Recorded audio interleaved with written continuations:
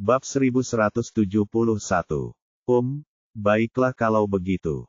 Melihat bahwa Ruth dan Quinton tidak ingin pergi, Leon tidak punya pilihan selain duduk kembali. Setelah entah berapa lama, pelelangan akhirnya berakhir, dan hanya ada satu barang yang tersisa, yaitu barang paling menarik hari itu, cermin Aegis. Pada saat ini, Leon menjadi begitu bosan hingga ia hampir tertidur, namun sebaliknya, Quinton, Tim, dan para dermawan lainnya langsung bersemangat mendengarnya, terutama saat mereka melihat Jared memberi isyarat kepada tuan rumah untuk membawa cermin Aegis ke atas panggung. Saat cermin yang ditutupi selembar kain merah muncul di panggung, seluruh ruangan tampak hidup dengan kegembiraan karena minat setiap orang tertuju pada harta karun terakhir ini.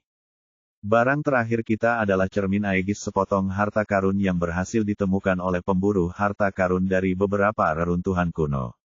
Ini adalah harta karun terakhir dan paling berharga di lelang kita hari ini, dan harga awalnya mulai dari $43 juta, dengan selisih tidak kurang dari $7 juta setiap kalinya.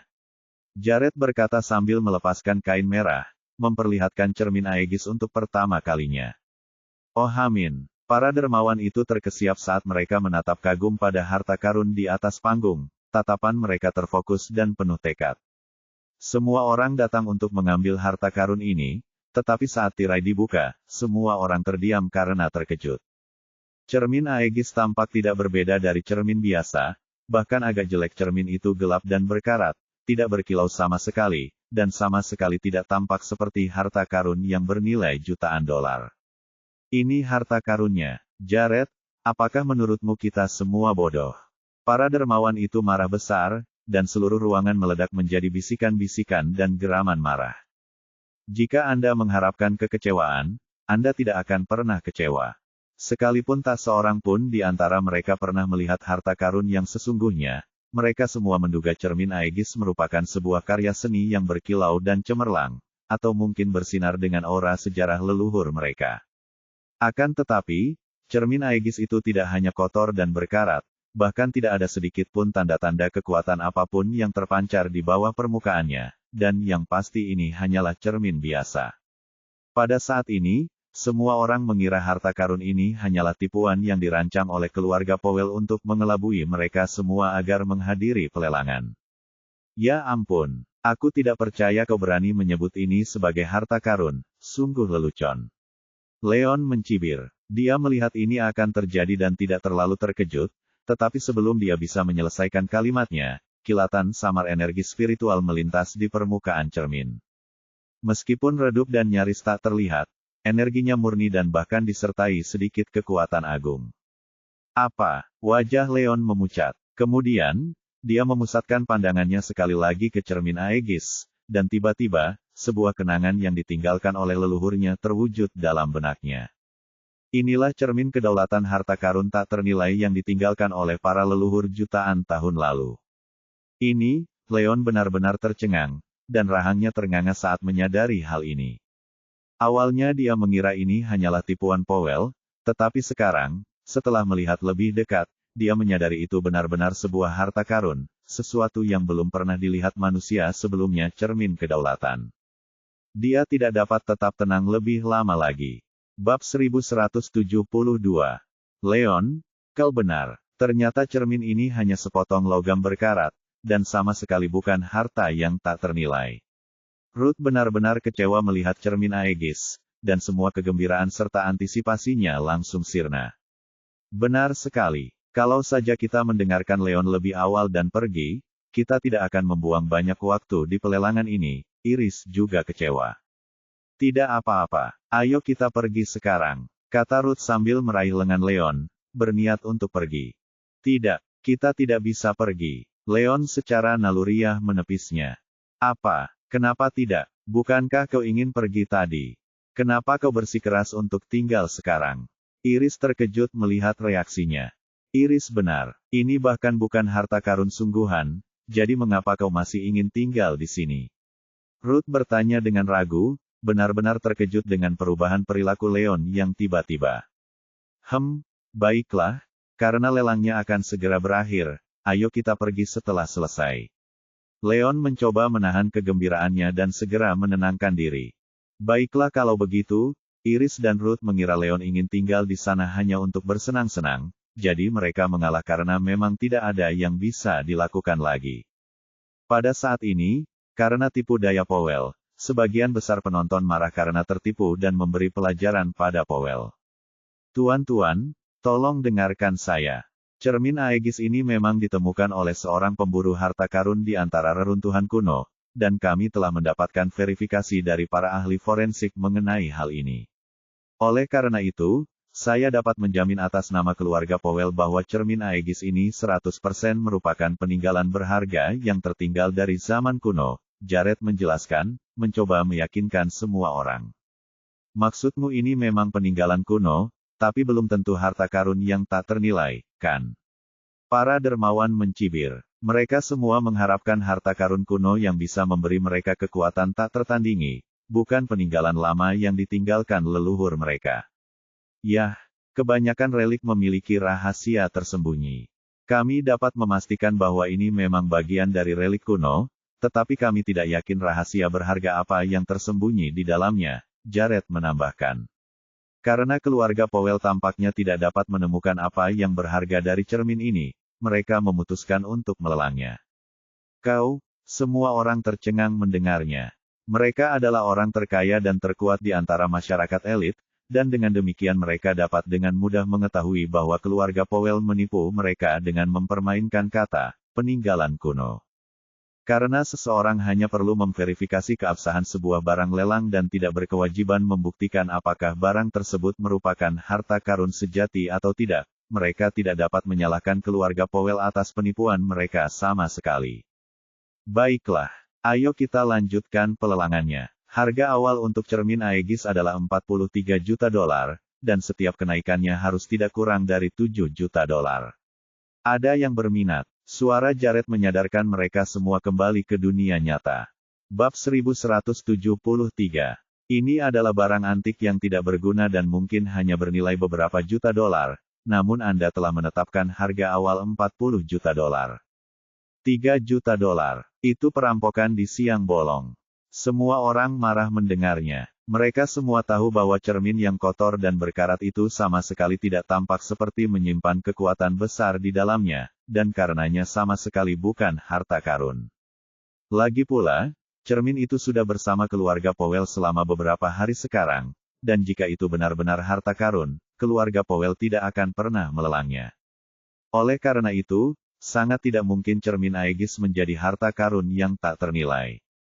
Namun, pada saat yang sama, tidak ada jaminan sama sekali, dan karena sebagian besar harta karun jatuh ke tangan yang berbeda sepanjang masa, seseorang tidak dapat sepenuhnya yakin bahwa peninggalan kuno tidak memiliki rahasia tersembunyi sama sekali.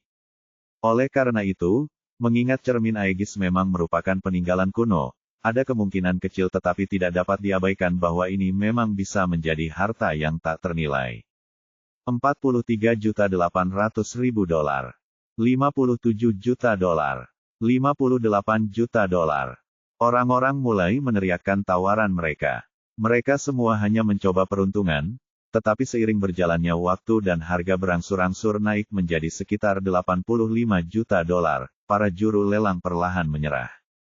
Lagi pula, kemungkinan cermin itu adalah harta karun sungguhan terlalu kecil, dan harganya yang mahal sama sekali tidak bisa membenarkan peluang yang sangat kecil itu. Tidak ada satupun dari mereka yang bodoh. $100 juta. Quinton berseru sambil mengangkat plakatnya. 115 juta, teriak Tim, ikut berteriak. Karena keluarga Hun dan Durkan telah memutuskan untuk bergabung, tidak mungkin kami, keluarga Geoffrey, tidak akan ikut bersenang-senang. Saya menawarkan $143 juta. Seorang pria berusia akhir 20-an berteriak dari sudut sisi kanan ruangan, sambil mengangkat plakatnya. Keluarga Hun, keluarga Durkan, dan keluarga Geoffrey adalah 3 keluarga besar di Sackov City.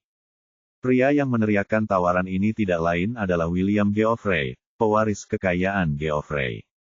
Oh tidak, melihat ketiga keluarga besar ikut menaikkan harga, Leon tidak bisa menahan rasa paniknya. Sekarang setelah dia menyadari cermin Aegis sebagai harta leluhurnya, tidak mungkin dia membiarkannya jatuh ke tangan yang salah. Dia ingin ikut pelelangan juga, tetapi dia tidak punya uang untuk melakukannya.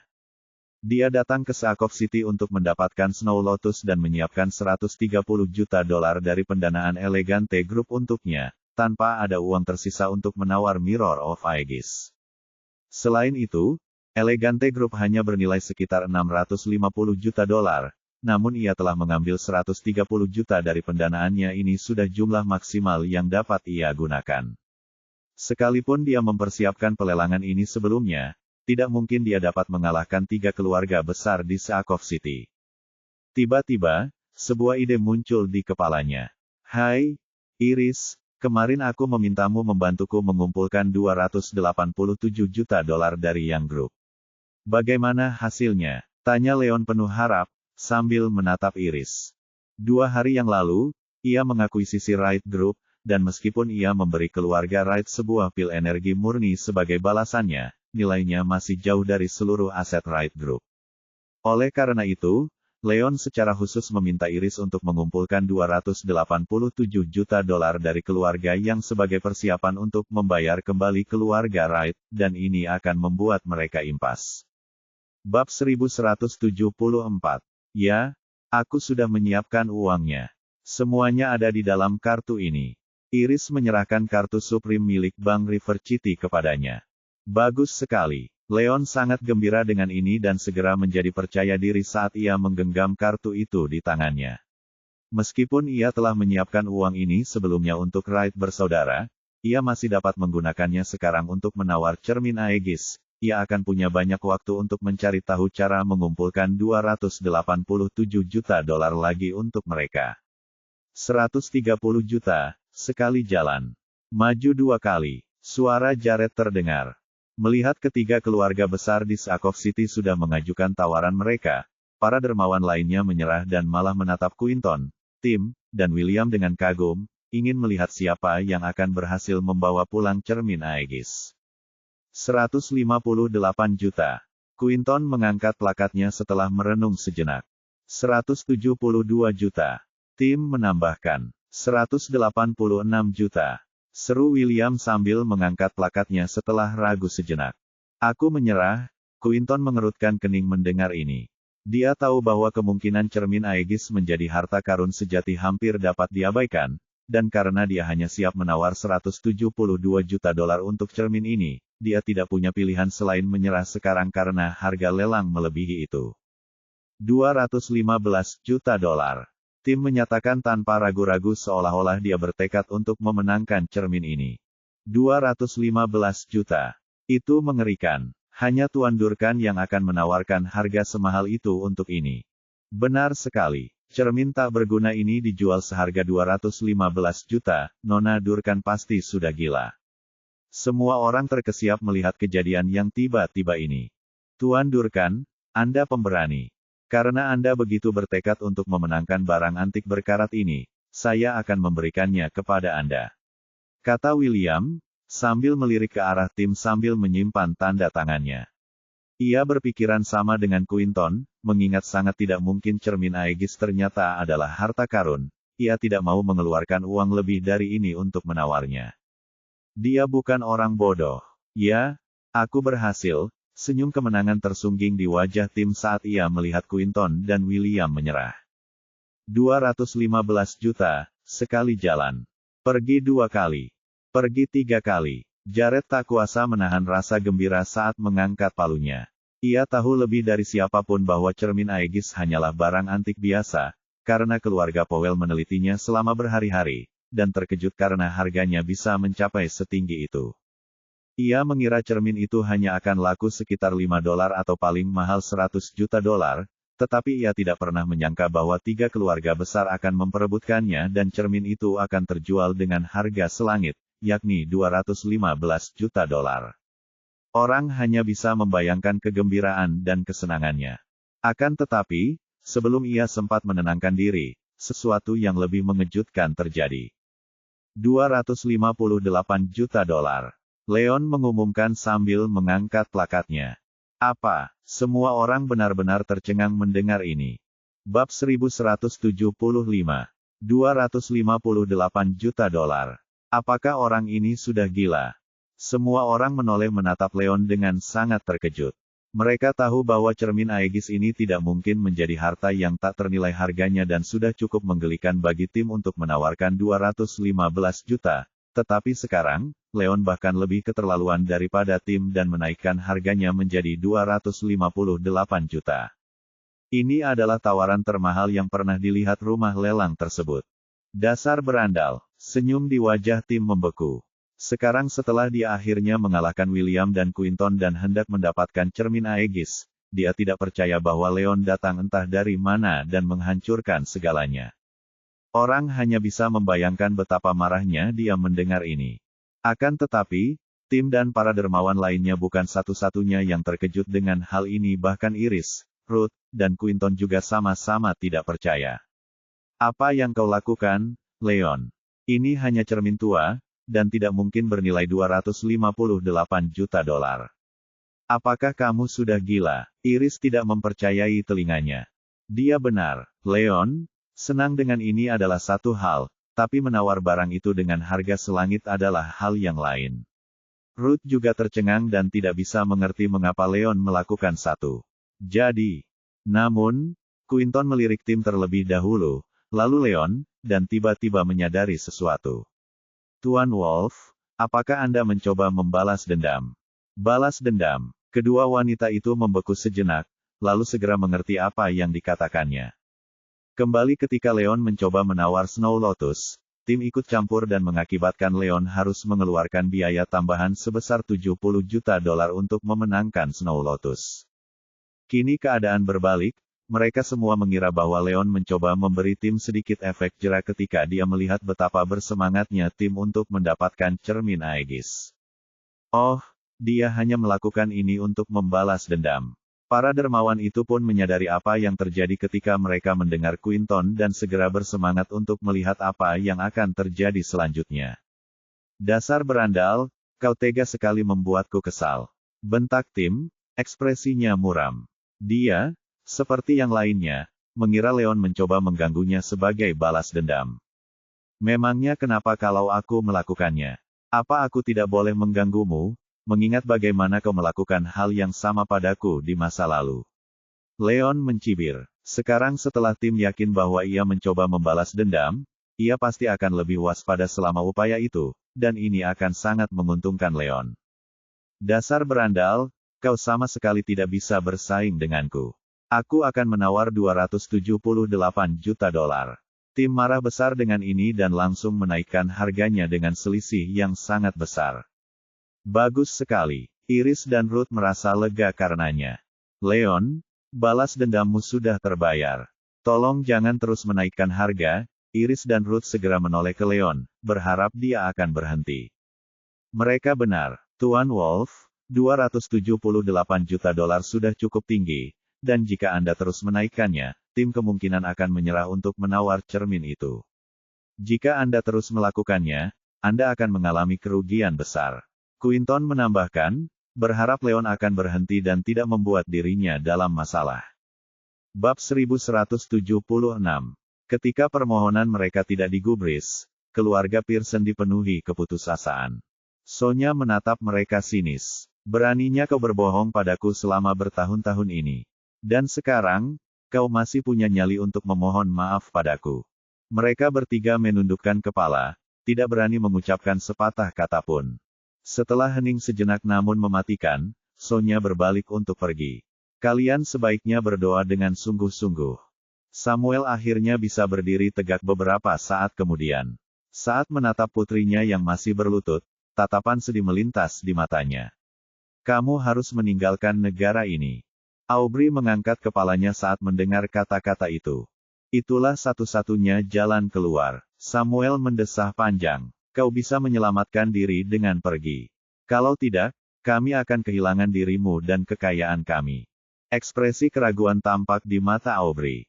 Meninggalkan negara ini. Apakah Lucian benar-benar akan membiarkanku pergi? Yang lebih penting, apakah dia akan memberiku kesempatan? Saat berbagai kekhawatiran memenuhi pikirannya, Aubrey tidak dapat menyetujui usulan ayahnya. Dalam sekejap mata, waktu sudah menunjukkan pukul 12:30. Mereka bertiga meninggalkan rumah tepat waktu. Mengingat Lucian sudah marah dengan tindakan Aubrey, mereka tidak akan terlihat menyesal jika mereka terlambat. Sementara itu, Roxanne tidak menyadari apa yang terjadi antara keluarga Pearson dan Farwell. Dia terkena flu sehari sebelumnya. Archie dan Benny mengambil cuti dari taman kanak-kanak untuk tinggal di rumah menemaninya. Seperti biasa, anak-anak sangat memperhatikannya. Mereka memastikan bahwa ia minum obat dan minum cukup air. Meski Roxanne hanya mengalami sedikit demam, mereka melarangnya bangun dari tempat tidur. Di pagi hari, Lucian dan Estella mampir berkunjung dan baru pergi ketika mereka mengetahui masalahnya tidak serius. Tepat ketika Roxanne hendak tidur siang agar anak-anaknya juga bisa beristirahat, teleponnya tiba-tiba berdering. Ketika dia melihat Lucian yang menelepon, dia menjawabnya, sambil mengira bahwa Lucian hanya menanyakan kabarnya. Apakah kamu merasa lebih baik sekarang? Seperti yang diduga, suara khawatir Lucian terdengar. Hati Roxanne langsung menghangat. Ini hanya demam ringan. Aku merasa baik-baik saja. Kalian hanya bereaksi berlebihan. Demi ibunya, ketiga anaknya telah mengambil cuti dari sekolah, sedangkan Lucian hampir meninggalkan apapun yang sedang dikerjakannya di kantor demi merawat ibunya. Pada akhirnya, Roxanne lah yang meyakinkannya bahwa tidak ada kebutuhan seperti itu. Lucian terdengar serius saat berbicara. Datanglah ke rumah bangsawan jika kau bisa. Aku akan meminta Caiden untuk menjemputmu. Roxanne tercengang mendengar permintaannya. Dia bisa merasakan betapa seriusnya situasi itu. Apa yang terjadi? Ia mengira Lucian tidak akan mengizinkannya keluar rumah kecuali ada sesuatu yang serius, karena ia sedang sakit. Lucian mengernyitkan alisnya. Dia tidak tahu bagaimana cara menyampaikannya padanya. Lebih baik membicarakannya secara langsung. Caiden seharusnya sudah tiba sekarang. Tanpa bertanya lebih jauh, Roxanne setuju, aku akan pergi dan bersiap-siap. Lucian menambahkan, bahwa Archie dan Benny. Karena mereka adalah target awal Aubrey, dia harus meminta maaf kepada mereka secara langsung. Meskipun Roxanne bingung, dia dapat mengetahui dari nada bicara Lucian bahwa itu sesuatu yang serius. Baiklah. Tepat saat dia mengakhiri panggilannya, anak-anak lelaki itu masuk sambil membawa segelas air.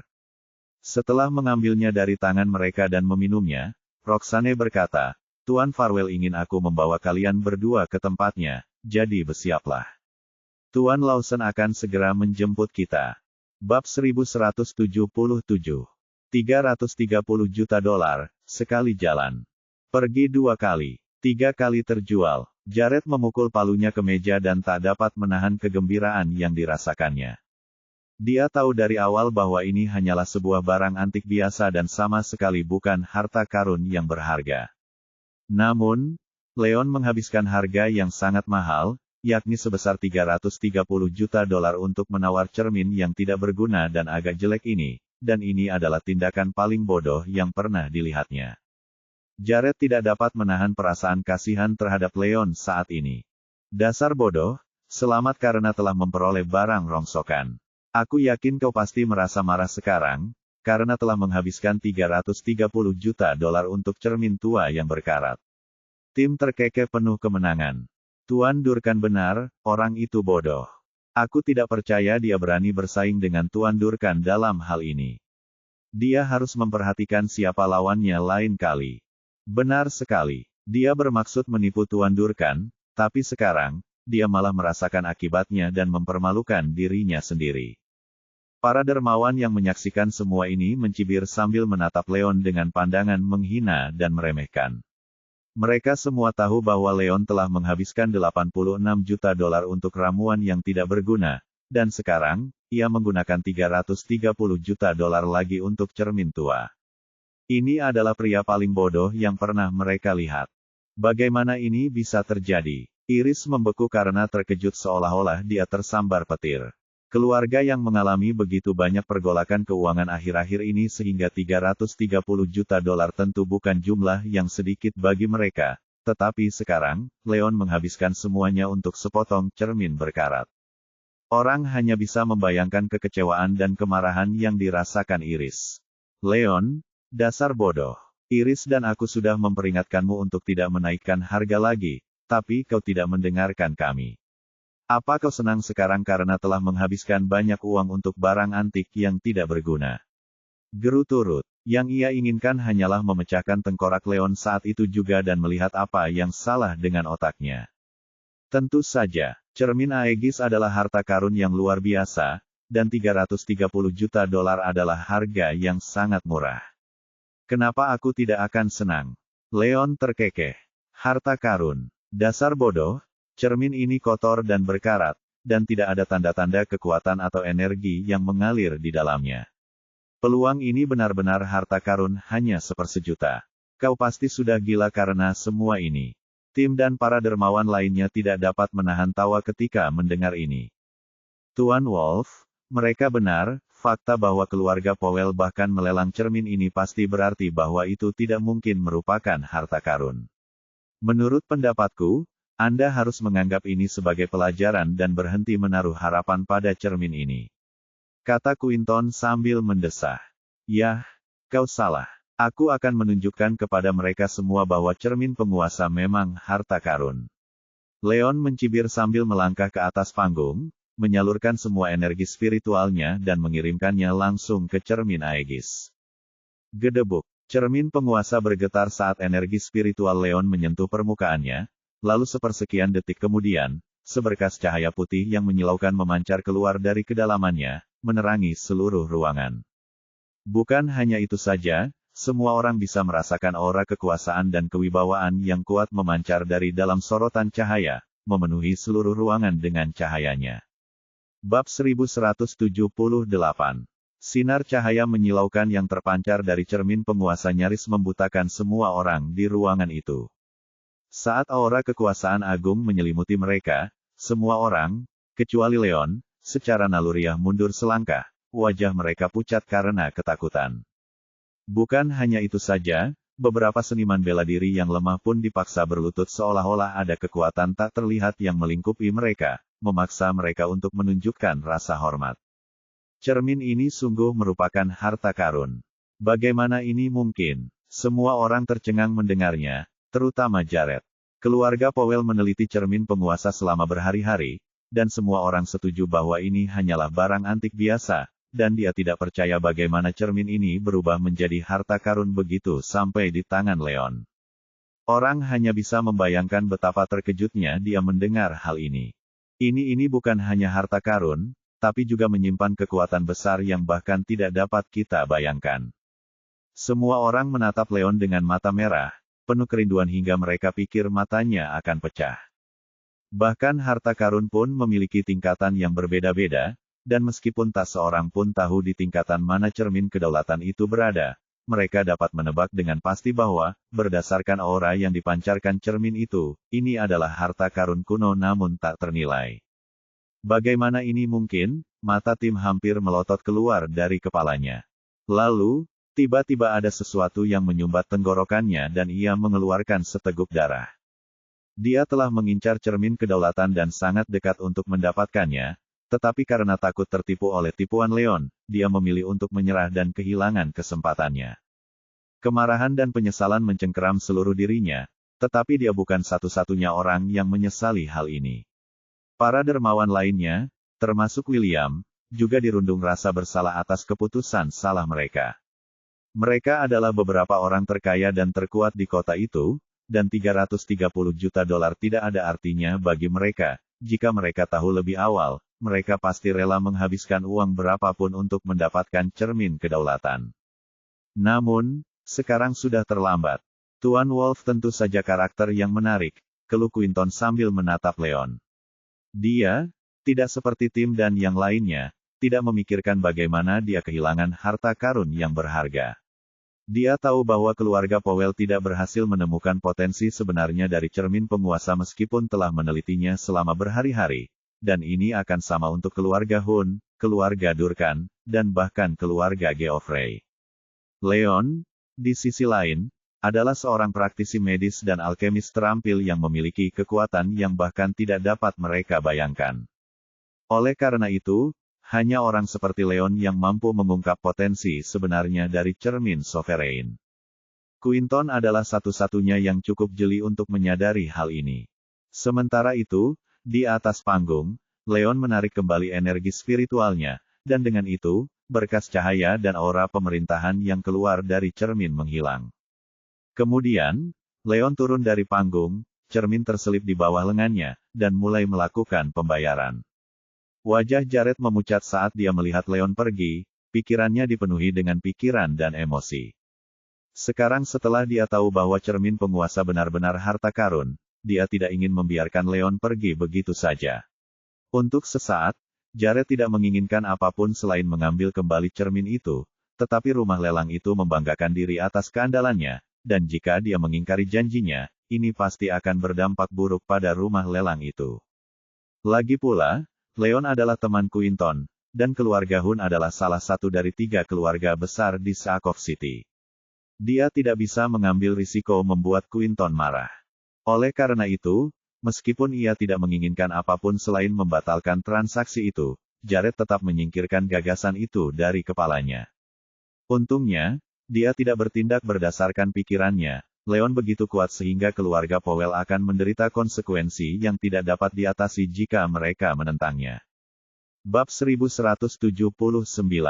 Sementara itu, di bawah panggung, Iris dan Ruth sangat gembira dan segera memegang lengan Leon karena kegirangan.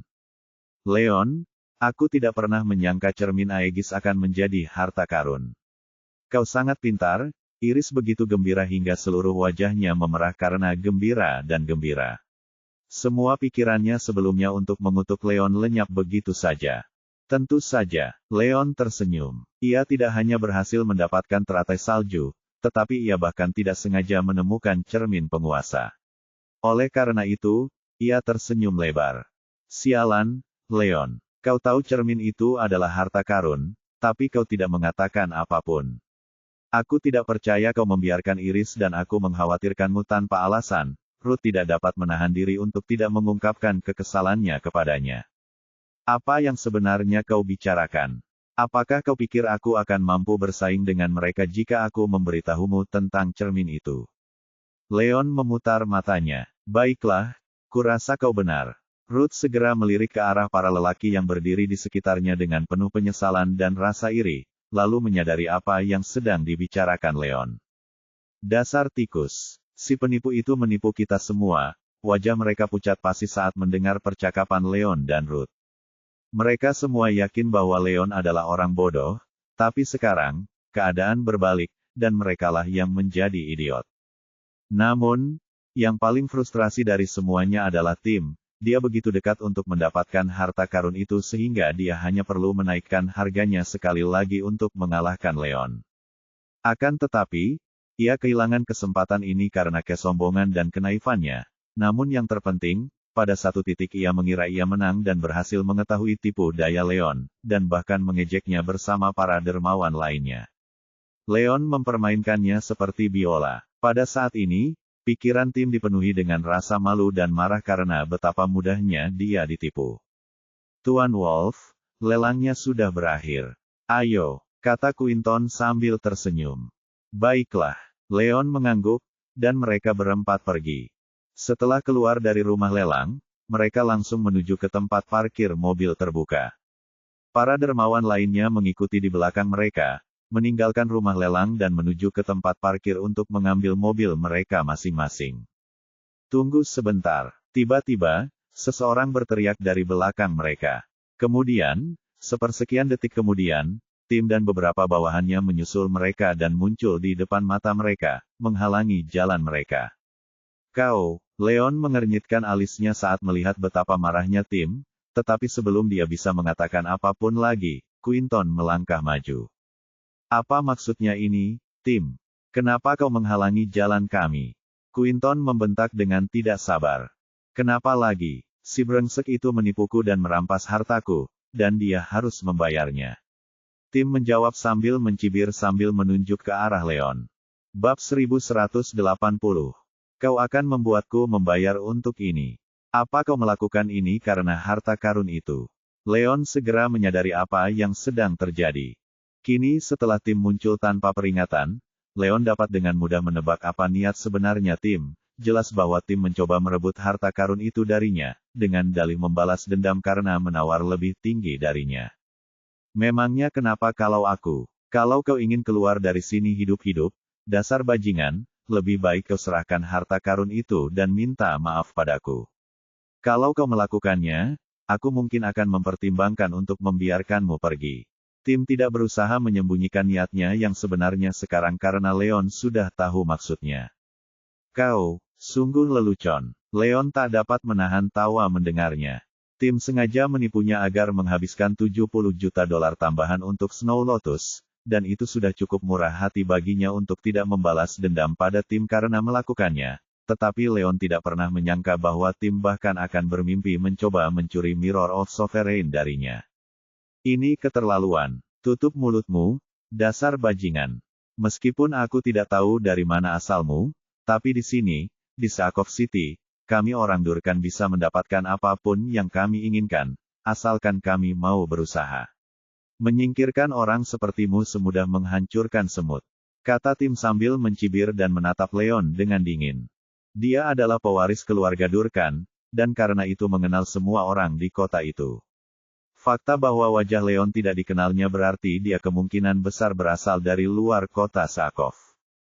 Dia tidak main-main dengan penduduk setempat, dan karena Leon ada di sana sendirian tanpa ada penjaga yang melindunginya, Tim dapat dengan mudah mengetahui bahwa dia mungkin hanya orang biasa. Oleh karena itu, dia tidak memperhatikannya sama sekali. Berani sekali kau, Tim Durkan.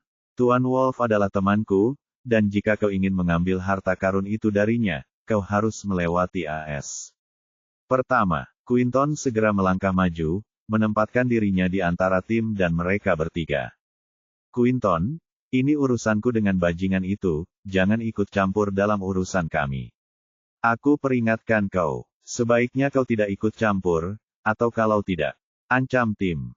Kalau tidak, apa, Tim? Kami para pemburu tidak takut padamu, meskipun orang lain takut. Coba aku, dan kita akan lihat siapa yang tertawa di akhir cerita ini. Quinton tidak dapat menahan tawanya seolah-olah dia mendengar lelucon paling lucu di dunia. Kau, wajah Tim memucat. Keluarga Hun, seperti keluarga Durkan, adalah salah satu dari 3 keluarga besar di Sakov City. Sebagai kepala keluarga, kekuatan dan pengaruh Quinton tentu saja setara, jika tidak lebih baik, daripada miliknya. Sekarang Quinton ada di pihak Leon, tidaklah realistis baginya untuk mengganggu Leon. Mungkin hanya Tuan Durkan saja yang tidak membuatmu takut, tapi bagaimana dengan kami, keluarga Geoffrey? Tiba-tiba, terdengar suara tawa dari belakang mereka saat William dan anak buahnya melangkah mendekat. Itu kamu, William Geoffrey. Apa yang sedang kamu lakukan? Wajah Quinton menjadi gelap, dan firasat buruk muncul di hatinya saat melihat ini. Tidak ada, aku hanya tertarik pada cermin Aegis, dan berniat meminjamnya selama beberapa hari. William mencibir dan menoleh menatap Leon. Tuan Wolf, benar. Aku ingin tahu apakah kau mengizinkanku melakukannya.